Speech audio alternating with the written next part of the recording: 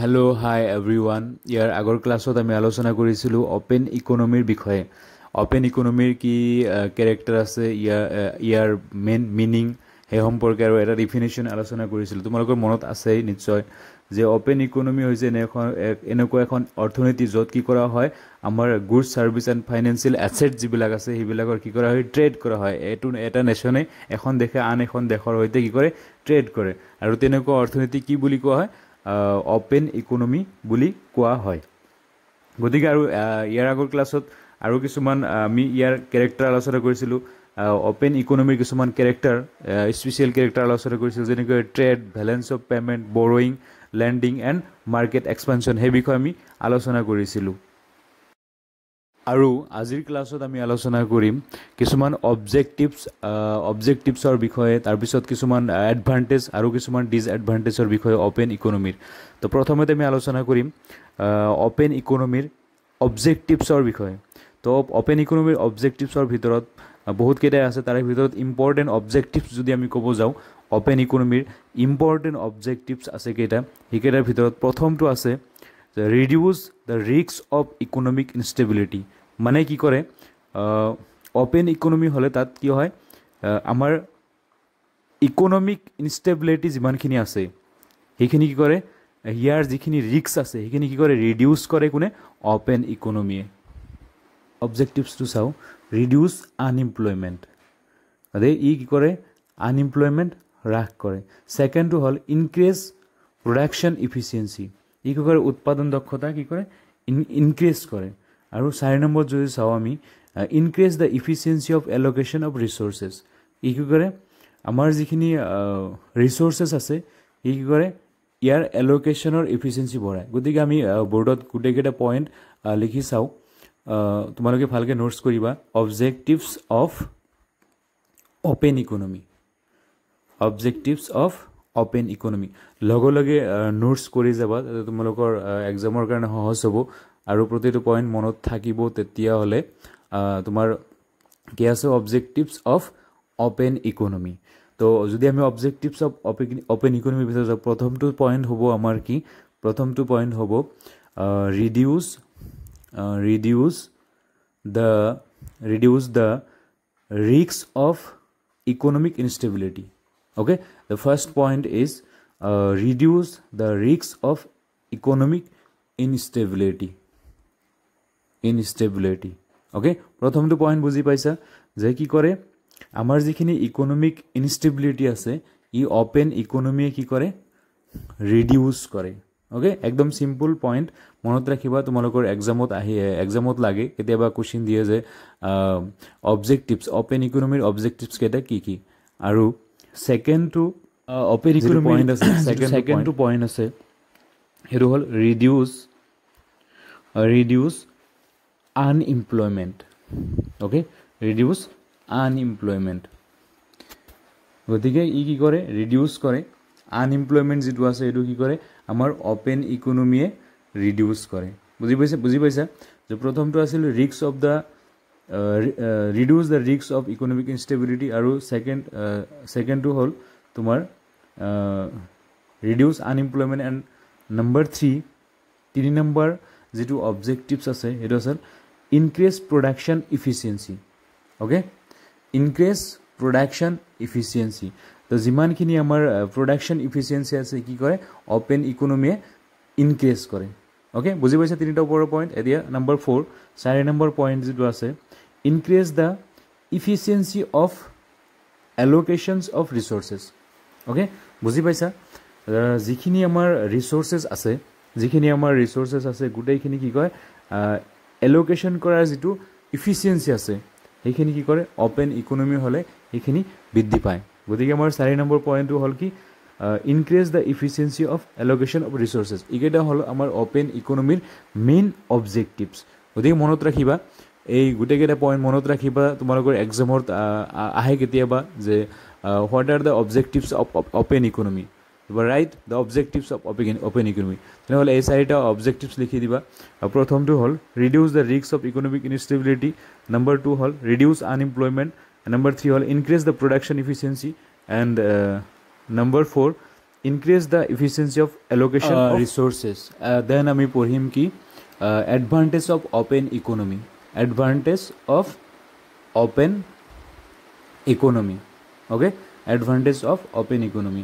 তো advantage of যেনেকৈ আমাৰ প্ৰতিটো বস্তুৰে এডভান্টেজ আৰু ডিছএডভান্টেজ থাকে, ঠিক একে আমাৰ অপেন ইকোনমিৰো কিছুমান এডভান্টেজ আৰু কিছুমান ডিছএডভান্টেজ আছে।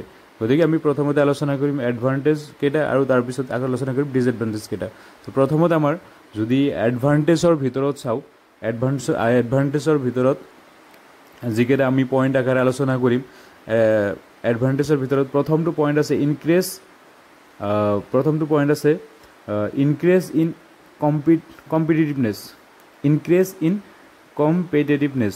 অ'কে, যিটো প্ৰতিযোগিতা এইটো কি বৃদ্ধি কৰে। অপেন ইকনমি হ'লে কি প্ৰতিযোগিতা বৃদ্ধি পায়, ইনক্ৰিজ ইন কম্পিটিটিভনেছ।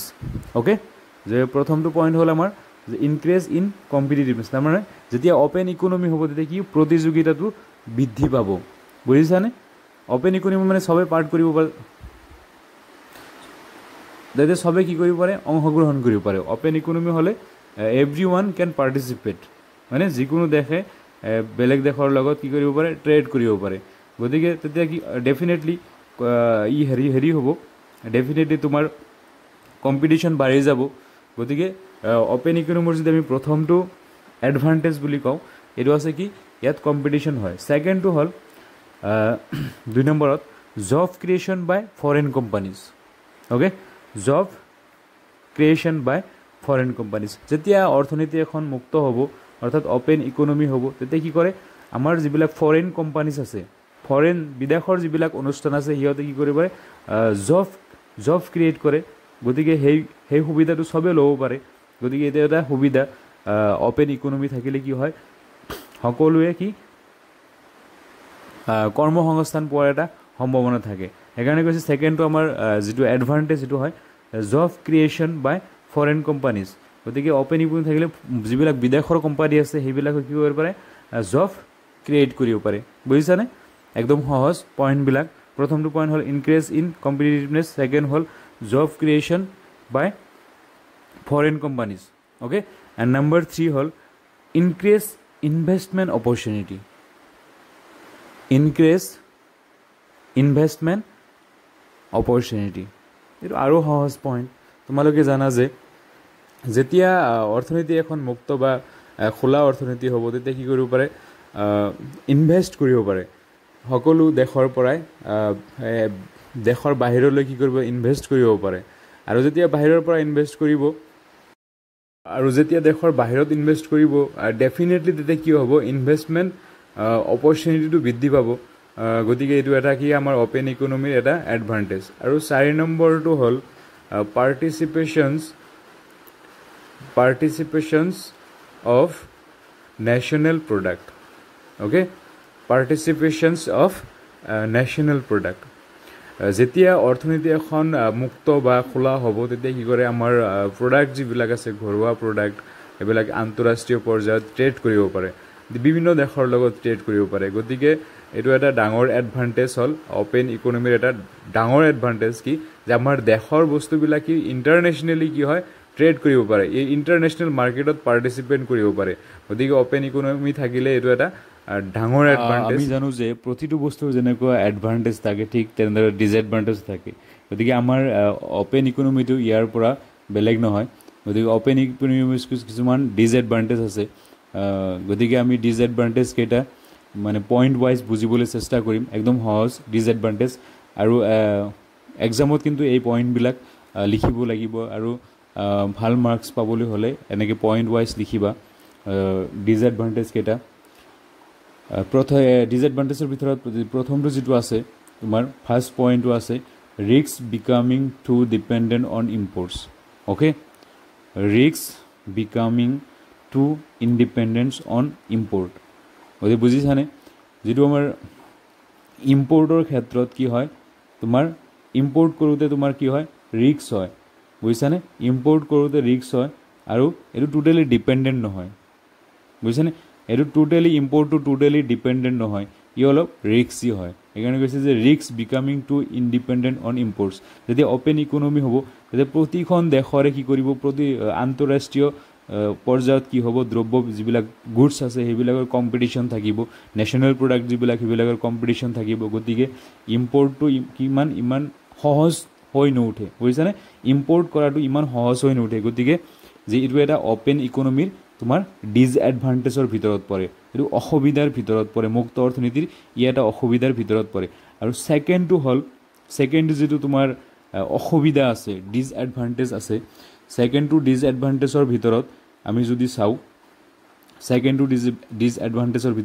আমি domestic products suffer at a low' international price. Okay, domestic products suffer at a low' international price. তেনে আমাৰ যিবিলাক ঘৰুৱা প্ৰডাক্ট আছে, বুজিছেনে, আমাৰ যিবিলাক দেশৰ প্ৰডাক্ট, সেইবিলাক কি কৰে, যেতিয়া আন্তঃৰাষ্ট্ৰীয় পৰ্যায়ত কম্পিটিশ্যন দিব যায়, আমাৰ ঘৰুৱা প্ৰডাক্টবিলাক যেতিয়া আন্তঃৰাষ্ট্ৰীয় পৰ্যায়ত কিবোৰ কম্পিটিশ্যন দিব, তেতিয়া কি দাম যিটো প্ৰাইচ আছে সেইটো কি আমাৰ নিম্ন পৰ্যায়ৰ হয়, বুজিছানে? প্ৰাইচবিলাক নিম্ন পৰ্যায়ৰ, দেশৰ ভিতৰত যিটো প্ৰাইচ পায়, কিন্তু ইণ্টাৰনেশ্যনেল যেতিয়া আমাৰ সেই প্ৰডাক্টবিলাকে কম্পিটিশ্যন দিব যায়, তেতিয়া কি কৰে, আমাৰ আন্তঃৰাষ্ট্ৰীয় ক্ষেত্ৰত বা ইণ্টাৰনেশ্যনেল যিটো প্ৰাইচ আছে সেইটো ল' লেভেল হয়। বুজি পাইছানে? একদম সহজ। Domestic products suffer at a low' international price. And third number যদি চোৱা, unhealthy working conditions. Okay, 3 number যিটো আমাৰ অসুবিধা আছে মুক্ত অৰ্থনীতিৰ, 3 নম্বৰ যিটো অসুবিধা আছে সেইটো হ'ল আনহেল্ডি ৱৰ্কিং কণ্ডিশ্যনছ। গতিকে অ'পেন ইকনমি হ'লে তেতিয়া কি হ'ব, প্ৰত্যেকটো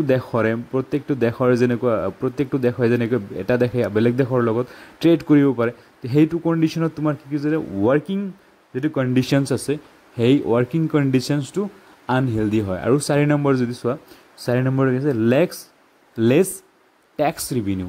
অ'কে, আমাৰ যিটো টেক্স ৰিভিনিউ হয় সেইটো কম পৰিমাণৰ হয়। গতিকে এইকেইটা হ'ল আমাৰ কি ডিছএডভান্টেজ অফ অ'পেন ইকনমি। বুজি পাইছানে? Disadvantage of open economy. গতিকে আজি আমি কি পঢ়িব পালোঁ, যে আজি পঢ়িব পালোঁ আমি অ'পেন ইকনমিৰ কিছুমান অবজেক্টিভছ, কিছুমান এডভান্টেজ আৰু কিছুমান ডিছএডভান্টেজ। গতিকে এনেকুৱা ইকনমিক্সৰ ইনফৰ্মেটিভ ভিডিঅ' পাবলৈ হ'লে কি কৰিবা, আমাৰ চেনেলৰ লগত থাকিবা আৰু চেনেলটো ছাবস্ক্ৰাইব আৰু ফ'ল' কৰি থৈ দিবা, এনেকুৱা ইম্পৰ্টেঞ্চ ভিডিঅ'বিলাক পোৱাৰ কাৰণে, যাতে তোমালোকৰ এক্সামত ভাল ৰিজাল্ট কৰিব পাৰা আৰু তোমালোকে ইকনমিক্সৰ পৰিপূৰ্ণ জ্ঞানটো যাতে পোৱা, অৰ্থবিজ্ঞানৰ কোনো ধৰণৰ কনফিউজ নোহোৱাকৈ 100% ক্লিয়াৰিটি দিবলৈ আমি চেষ্টা কৰিম। আৰু এইখিনিৰ কাৰণে তোমালোকে আমাৰ চেনেলটো ফ'ল' কৰি ৰাখিবা।